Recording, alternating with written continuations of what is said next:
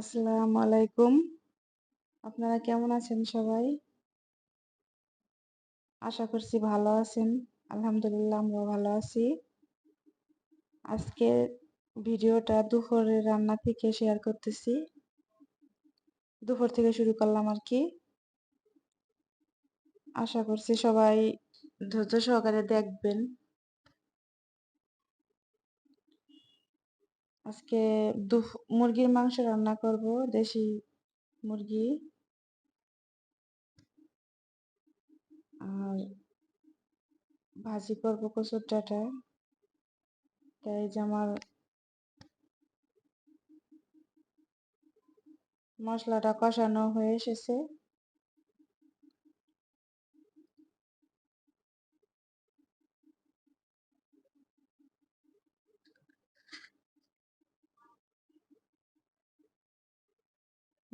মশলাটা কষাইতেছি। এখন আপনাদের উদ্দেশ্যে একটা কথা বলতে চাই। আমার ভাই ও বোনেরা যারা আমার ভিডিওটা দেখবেন, অবশ্যই ভিডিওটা ভালো লাগে অবশ্যই একটা লাইক দিবেন। আর আমার চ্যানেলটার পাশে থাকার জন্য চ্যানেলটা সাবস্ক্রাইব করে রাখবেন। যখন আমি ভিডিও আপলোড করব, যদি আপনাদের ভালো লাগে, দেখতে মন চায়, তখন আপনাদের কাছে ভিডিওটা পৌঁছে যাবে। আপনারা যে কোনো সময় দেখে নিতে পারবেন।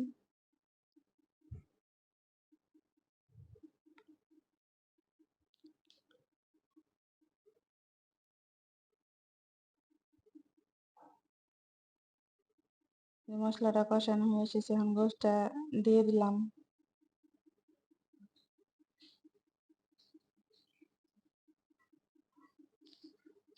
দেশ ও দেশের বাইরে যে যেখান থেকে আমার ভিডিওটি দেখবেন,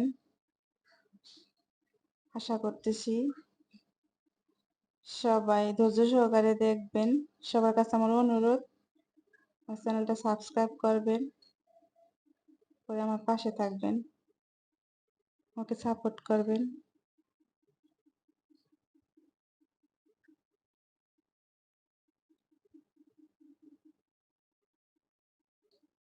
মাংসটা কষানো হয়ে গেছে।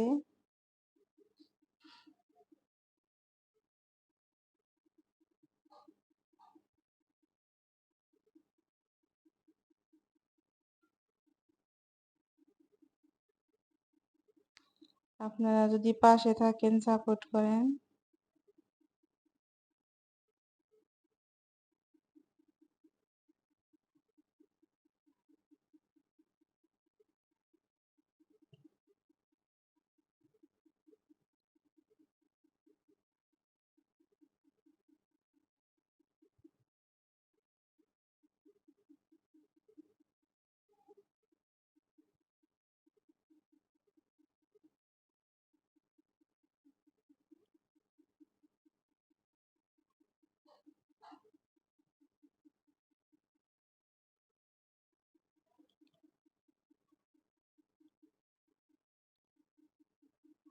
মাংসটা কষানো হয়ে গেছে, এখন আমি আলুটা দিয়ে দিলাম।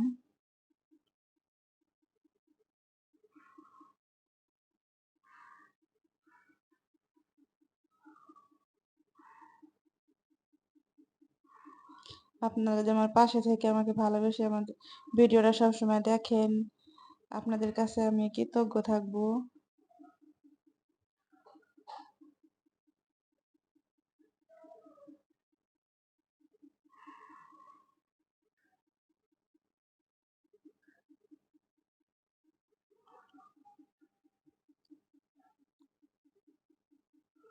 আলুটা দিয়ে একটু পানি দিয়ে লাইনে চালিয়ে দিলাম।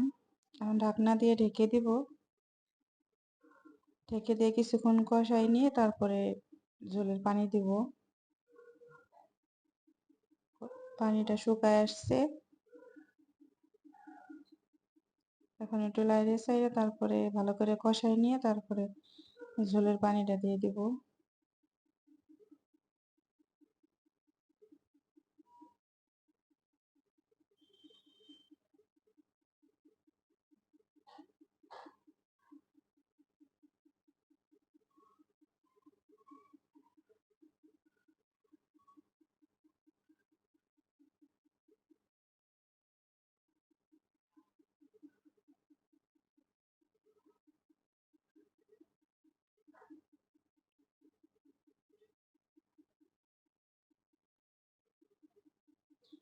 দেখুন আমার মশলাটা সুন্দর মতো গোশটা কষানো হয়ে গেছে, পানি শুকায় আসছে।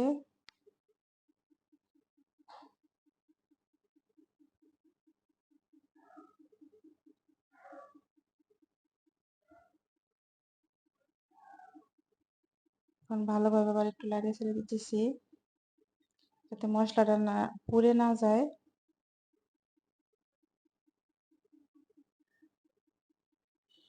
এবার ঝোলের পানিটা দিয়ে দিলাম।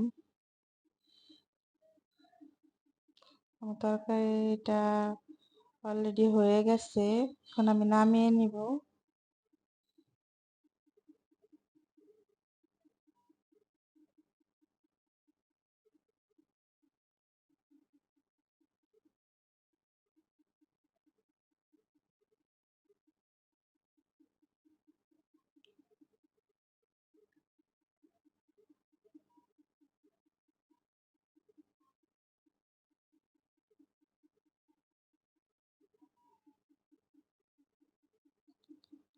মুরগির গোশটা কেমন হলো রান্না করা অবশ্যই কমেন্ট করে জানাবেন।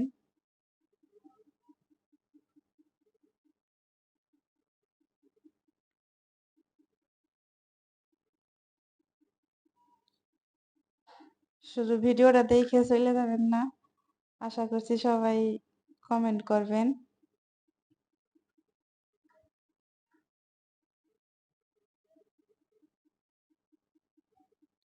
এখন আমি কচুর ডাঁটাটা ভাজি করব। কচুর ডাঁটাটা কড়াইতে দিয়ে দিয়েছি, এখন দিলাম কাঁচামরিচ, পেঁয়াজ আর একটু লবণ দিয়ে এখন ঢেকে দিব।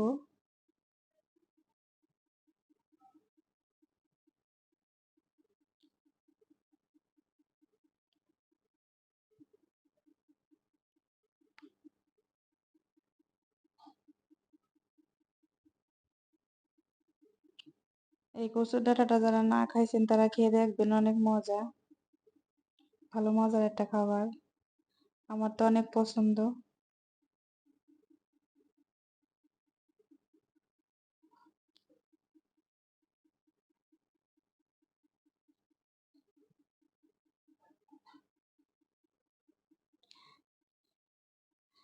কচুর ডাঁটাটা অলরেডি হয়ে গেছে, এখন আমি এটাকে বাগার দিব। তাই রসুনটা সুন্দর করে একটু থেতলায় নিতেছি যাতে সেন্টটা ভালো হয়। পিষনিতে ভালো করে টুই করে নিলে রসুনটা সেন্টও ভালো হবে, আবার দলা পাকায় থাকে না। যেমন হাত দিয়ে বটি দিয়ে কুচি কুচি করে কাটে দিলে এটা কেমনই হয়ে থাকে, এইভাবে দিলে শাক বাগারে কিংবা ডালে, তারপরে যে কোনো মানে বাগারের ভিতরে এইভাবে দিবেন, দেখবেন সেন্টটা ভালো হবে, খাইতে ভালো লাগবে।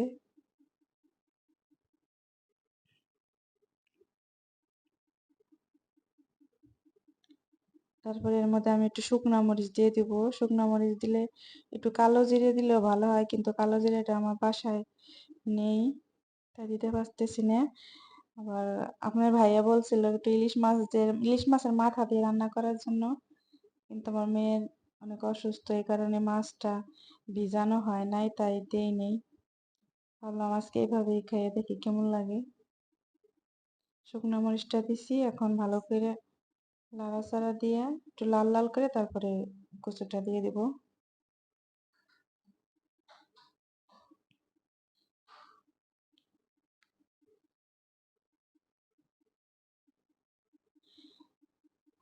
দেশে ও প্রবাসে, কাছে ও দূরে, যে যেখান থেকে আমার এই ভিডিওটা দেখতেছেন কিংবা দেখবেন, সবার কাছে আমার অনুরোধ, অবশ্যই আপু ও ভাইয়েরা আমার চ্যানেলটা সাবস্ক্রাইব করবেন, করে আমার পাশে থাকবেন, আমাকে সাপোর্ট করবেন যাতে আমি আরো আগে যেতে পারি আর সুন্দর সুন্দর ভিডিও আপনাদের মাঝে দিতে পারি। আর যদি ভিডিওটা ভালো লাগে অবশ্যই একটা লাইক দিবেন। আর ভিডিও প্রথম প্রথম তো হয়তো কোনো কিছু যদি কোনো ভুল ত্রুটি হয় অবশ্যই কমেন্ট করে জানাবেন। ভিডিওটা দেখে চলে যাবেন না, কমেন্ট করবেন।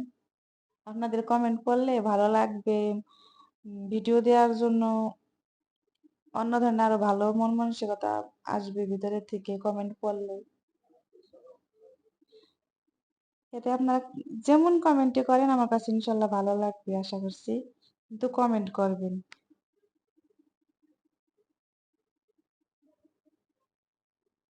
উম, আমার ভালো রসুন আর শুকনা মরিচটা অলরেডি লাল হয়ে এসেছে। এখনই বাগার দিয়ে দিব। তাই ধন্যবাদ সবাইকে ভিডিওটা দেখার জন্য ধৈর্য সহকারে। সবাই ভালো থাকবেন, আমাদের জন্য দোয়া করবেন।